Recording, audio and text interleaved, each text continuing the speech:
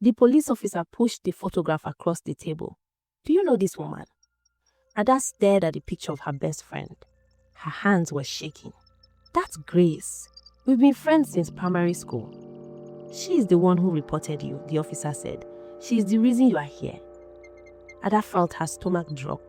Grace? Her Grace? The same girl who cried on her shoulder last month? The same person she trusted with everything?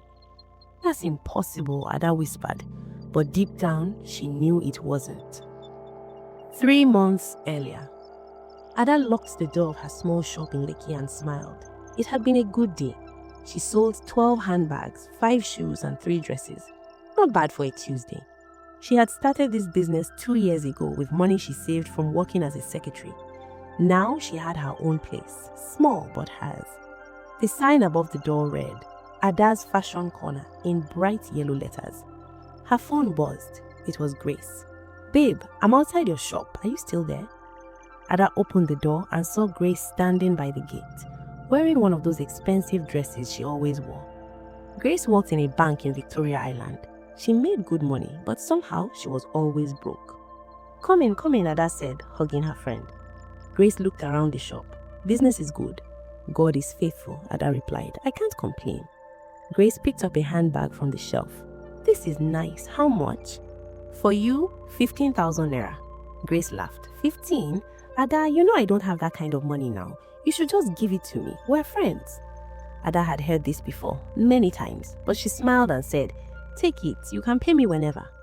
Grace's eyes lit up. Really? Thank you. You're the best. As Grace left with the bag, Ada felt a small, uncomfortable feeling in her chest. Grace had been borrowing things for months now. She never paid, but Ada pushed the feeling away. Grace was her friend, her best friend.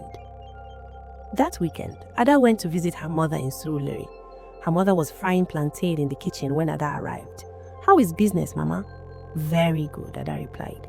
And that your friend, Grace, how is she? Ada hesitated. She's fine. Her mother turned to look at her. You don't sound sure. It's nothing, Mama. It's just, sometimes I feel like Grace is not happy when good things happen to me. Her mother wiped her hands on her wrapper. Ada, let me tell you something. Not everyone who smiles with you is happy for you. Some people are only close to you because they want to watch you. Be careful. Ada nodded, but she didn't really believe it. Grace was different. They had been through too much together. The following month, Ada got a contract to supply clothes to a boutique in Enkay. It was big, really big. 50,000 naira profit, maybe more. She was so excited that she called Grace immediately.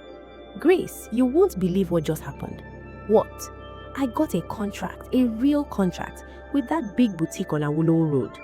There was a pause on the other end. Then Grace said, Wow, that's good. Her voice was flat, cold. Are you okay? Ada asked. I'm fine. I'm just tired. Work has been stressful. Congratulations, babe. I have to go. The line went dead. Ada stared at her phone. That was strange. Grace didn't even ask about the details. She always asked about details. But Ada was too happy to worry. She spent the next week preparing for the contract. She ordered materials, hired 2 girls to help her sew, and worked late every night. Grace didn't call, not once. The following week, Ada was at the boutique delivering the clothes when the owner, Mrs. Johnson, pulled her aside. Ada, I need to ask you something. Do you know a woman named Grace Okon? Ada's heart skipped. Yes, she's my friend. Why? Mrs. Johnson frowned. She came here last week. She said she was your business partner. She said you two work together. What? No, I work alone. Grace works in a bank. Well, she told me she could give me a better price than you, 20% less. She said I should cancel your contract and work with her instead. Ada felt like someone had slapped her. She said, What? I didn't believe her, Mrs. Johnson continued. Something felt wrong, that's why I'm telling you. Be careful with that girl, she doesn't have good intentions. Ada couldn't speak, she just nodded. That night, she sat in her shop alone, staring at her phone. Should she call Grace? Should she confront her? But what would she say? Maybe it was a misunderstanding. Maybe Mrs. Johnson was confused. But deep down, she knew the truth. Grace had tried to sabotage her. The next morning, Grace called. Ada, babe, I'm so sorry I've been MIA. Work has been crazy. How are you? Ada's voice was cold. I'm fine. You don't sound fine. What's wrong? Ada took a deep breath. Did you go to Mrs. Johnson's boutique? Silence. Grace, did you go there and try to take my contract? Ada, I can explain. Explain what? That you tried to destroy my business? That you pretended to be my partner? Grace's voice changed. It became hard. You think you are better than me now, right? Because you have your little shop. You think you're special? Ada was shocked. What are you talking about? Everyone is always praising you. Oh, Ada is so hardworking. Ada is so smart. Ada did this. Ada did that. What about me? I have a degree. I work in a bank, but nobody cares. Ada, You have everything easy. While I'm struggling to pay my rent, you are here buying equipment and expanding your shop. It's not fair. Ada felt tears in her eyes. So you tried to ruin me because you are jealous? I'm not jealous of you, Grace screamed. I just wanted what I deserved. Ada hung up. Her hands were shaking. She sat down and cried. Not because of the contract, but because she had lost her friend. Or maybe she never really had her. A week passed. Ada threw herself into work. She tried to forget about Grace. Then one evening, as she was closing the shop, 2 men in police uniforms appeared at her door. Are you Ada Okofo? Yes. What's going on? You need to come with us to the station. There's been a report against you. Report? What report? Someone reported that you are selling fake products, counterfeit goods. Ada's blood ran cold. That's not true. Everything in my shop is original. We'll sort it out at the station. Let's go. At the station, Ada was taken to a small room. That's when they showed her the photograph. That's when they told her Grace had made the report. She brought receipts. She claimed she bought products from you that turned out to be fake. She said you've been scamming people for months. That's a lie. Grace has been taking things from my shop without paying. She's angry because I confronted her. Do you have proof? Ada's mind raced. Proof? Grace never paid. There were no receipts, no bank transfers. It was all based on trust. She's my friend, Ada weakly said. I trusted her. The officer shook his head. Trust is good, but business is business. You should have documentation. They kept Ada at the station for 6 hours. They searched her shop. They called her suppliers. Finally, after everything checked out, they let her go. But the damage was done. When Ada got home that night, she saw that Grace had posted on social media a long post about fake business owners and people who scam innocent customers. She didn't mention Ada's name, but everyone would know who she was talking about. Ada's phone was already buzzing with messages. Some people believed Grace, some people were asking questions. Her reputation, the thing she had worked so hard to build, was falling apart. Ada sat on her bed and stared at the ceiling. She felt numb. Then her phone rang. It was an unknown number.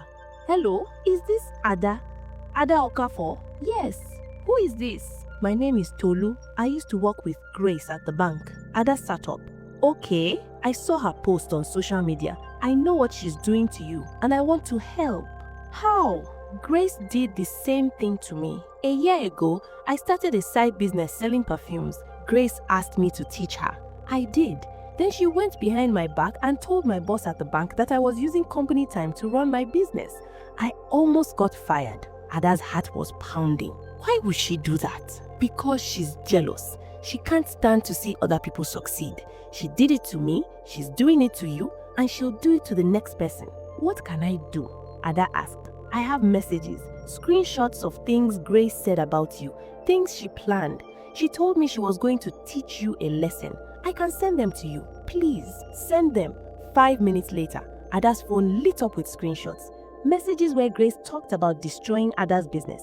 Messages where she laughed about reporting Ada to the police. Messages where she called Ada stupid and too trusting.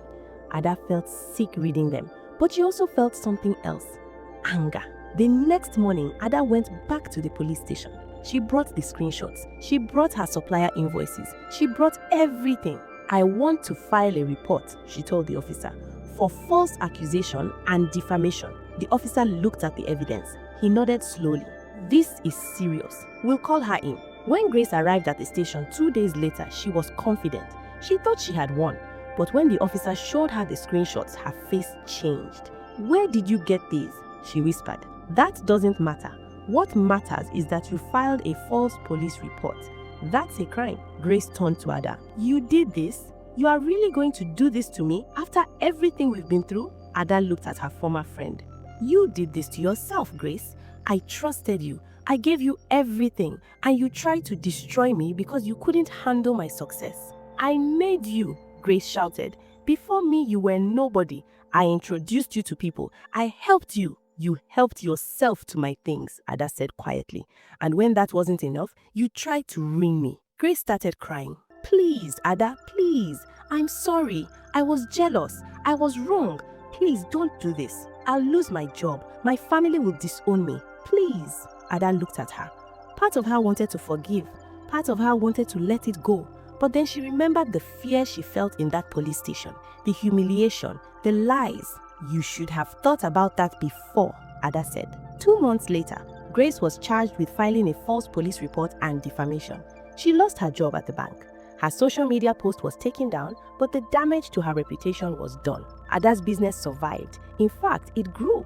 People heard her story and supported her. The boutique owner, Mrs. Johnson, gave her even a bigger contract. But Ada was different now. She was more careful, more guarded. One evening, as she was closing her shop, her mother came to visit. How are you feeling? Her mother asked. Better, Ada said. It still hurts sometimes, but I'm okay. Her mother hugged her. I told you, not everyone who smiles with you is happy for you. Ada nodded. You were right, Mama. You were right. As she locked the door that night, Ada thought about Grace. She wondered if Grace understood what she had lost.